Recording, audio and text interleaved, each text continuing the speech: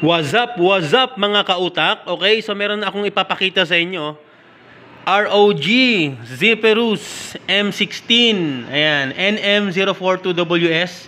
SRP niya is 266,999. Previous niya, gaming chair, and then electric table. Ayan guys, so pwede siya sa cash, installment, Visa, Mastercard, Bill Ease, and Home Credit.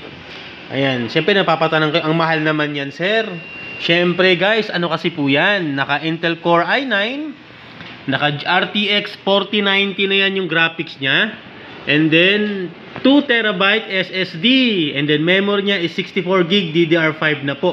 And then Windows 11 na siya, lifetime, okay? So pang gaming, pang editing, pang office, ano mang gawin nyo dito. And hindi lang yan guys ha, ito ang pinakamalupit dito. Bukod sa naka-RGB keyboard na siya, ayan, na pwede mong i-customize, pwede mong pagpapalit-palitin yung color. True Armoury Crate lang ang gagamitin natin. Tingnan mo likuran nito guys, oh.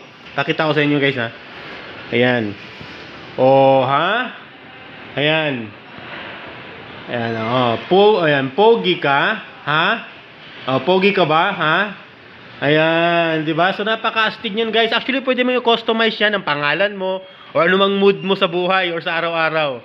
Ayan, so ito yung isa sa mga latest nating laptop ngayon. Actually, hindi naman siya latest. Ayan. So, isa sa pinakamataas na graphics which is RTX 4090, Core i9, 2TB SSD, 64GB DDR5, and then Windows 11 lifetime na siya. Okay? So, 266,999. Ayan, napakaganda. Syempre, Asus #1.